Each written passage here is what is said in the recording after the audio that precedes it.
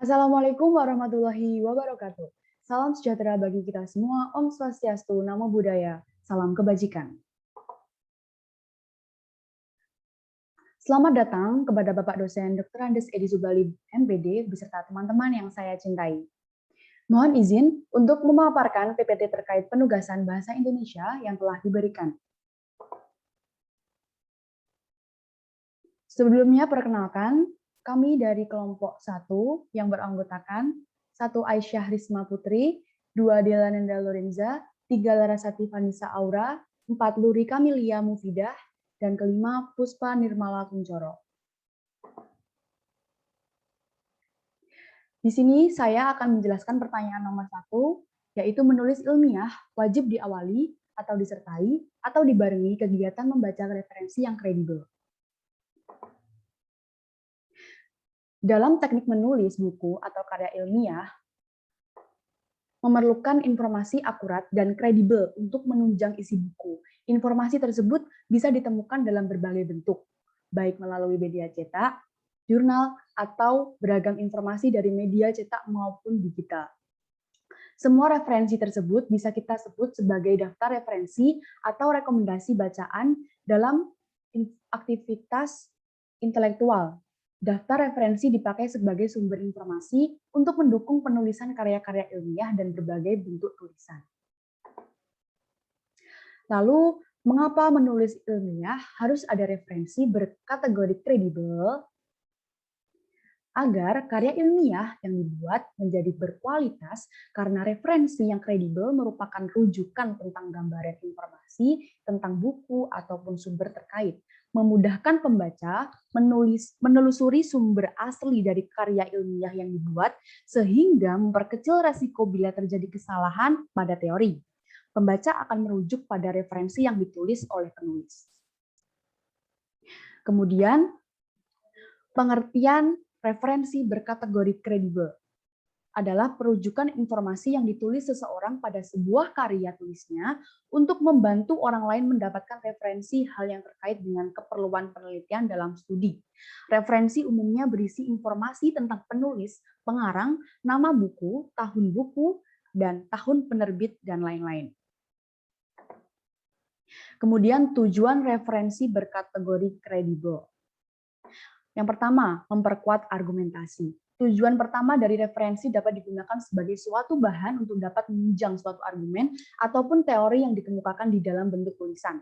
Kemudian yang kedua ada menghindari plagiarisme. Tujuan berikutnya sebagai penghalang dari suatu tindakan plagiat atas hasil karya dari milik orang lain.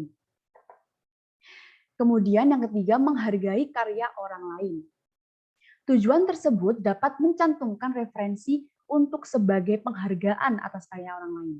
Kemudian yang keempat, ada memberikan informasi kepada para pembaca. Ini bertujuan untuk dapat memberikan suatu informasi kepada para pembacanya mengenai hal sumber asli dan terlengkap dari suatu teori atau suatu pendapat tersebut.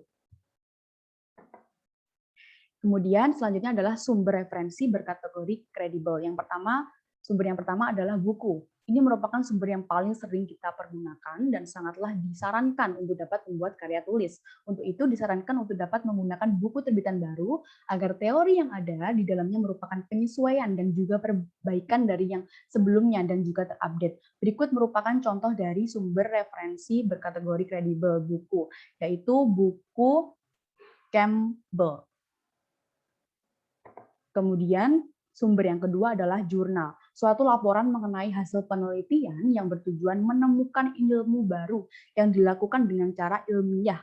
Biasanya jurnal dari penelitian harus terlebih dahulu dipertanggungjawabkan di depan para ahli untuk keabsahan ilmu atau penemuan baru. Dan berikut merupakan contoh jurnal ilmiah. Gaya selingkuh dan template artikel ilmiah mahasiswa S1 ITS. Baik, kemudian sumber yang ketiga adalah Google Scholar, layanan yang memungkinkan pengguna melakukan pencarian materi-materi pelajaran berupa teks dalam berbagai format publikasi. Diluncurkan pada tahun 2004, indeks Google cendekia mencangkup jurnal-jurnal online dan dari publikasi ilmiah. Kemudian sumber referensi yang keempat adalah website resmi yang bisa dijadikan sebagai referensi. Solusi mudahnya untuk bisa membedakan website mana yang bisa dijadikan sebagai referensi yaitu dengan melihat domainnya. Ketika sebuah website atau berdomain ataupun beralamat resmi, maka dipastikan website tersebut bisa dijadikan sebagai referensi. Kenapa demikian? Karena website tersebut jelas siapa yang pemiliknya, sehingga jika ada kekeliruan di dalam informasi yang diposting, maka yang bertanggung jawab adalah organisasi atau lembaga pemilik domain resmi tersebut. Nah, berikut adalah jenis domain resmi ya, teman-teman. Yang pertama, .ac.id yang beralamatkan domain akademik. Kemudian yang kedua ada .or.id yang merupakan domain organisasi. Yang ketiga ada .go.id atau .gov yang merupakan domain pemerintah. Dan yang keempat ada .mil.id yang merupakan domain militer. Dan yang terakhir ada .edu yang merupakan domain pendidikan. Dan berikut adalah layout dari masing-masing website yang terpercaya. Kemudian bagaimana sih ciri-ciri website yang bisa dijadikan sebagai sumber rujukan sebagai referensi berkategori kredibel? Yang pertama, ada informasi keterangan penanggung jawab, teman-teman. Informasi penanggung jawab pada website biasanya dibuktikan dengan adanya menu tentang kami, about, kontak kami, kontak us. Dengan adanya informasi itu, maka jelaslah pemilik website tersebut sehingga jika ada apa-apa ataupun ada permasalahan yang sekiranya membingungkan, bisa ditanggungjawabkan oleh si pemilik website tersebut. Kemudian ciri-ciri website yang resmi kedua adalah informasi yang ada di dalamnya objektif. Yang dimaksud objektif yaitu menyajikan informasi sesuai dengan fakta, tidak melebih-lebihkan dan tidak menjelek-jelekan kelompok lain. Dan ciri-ciri yang ketiga adalah tidak banyak iklan. Kemudian website yang tidak bisa dijadikan sebagai sumber referensi berkategori kredibel yang pertama adalah Wikipedia, teman-teman. Wikipedia tidak bisa dijadikan sebagai sumber referensi dikarenakan website tersebut memungkinkan siapa saja bisa mengedit informasi yang ada di dalamnya, sehingga penulisannya pun tidak jelas. Bisa dibayangkan ketika ada informasi tentang perpustakaan misalnya, kemudian ada orang yang background-nya ilmu lain yang dia itu tidak paham tentang perpustakaan. Kemudian ia mengedit informasi tersebut, maka bisa dipastikan hasil editan tersebut kurang kredibel.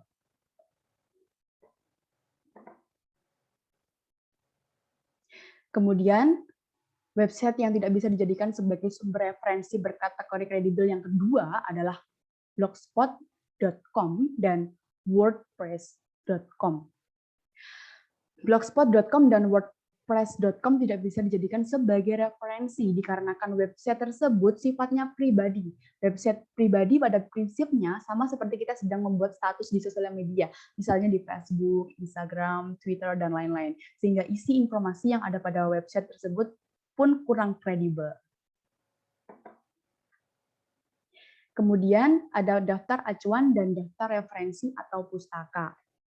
Daftar acuan menurut Jacob Riis, daftar acuan yaitu informasi yang diacu dari sumber lain yang dimanfaatkan dalam penelitian dan dikutip baik esensinya maupun statement lengkapnya dalam teks penulisan tesis atau disertai atau laporan penelitian. Penulis dari sumber informasi yang diacu ini harus tercatat dalam daftar acuan pada halaman terakhir dari penulisnya. Kemudian, pengertian dari daftar referensi atau pustaka. Daftar pustaka adalah daftar bacaan yang disarankan untuk dibaca dan tidak diacu dalam tulisannya, dalam tesis atau disertasi atau laporan, tetapi sekedar untuk memperluas wawasan bagi mereka yang ingin mengetahuinya lebih lanjut.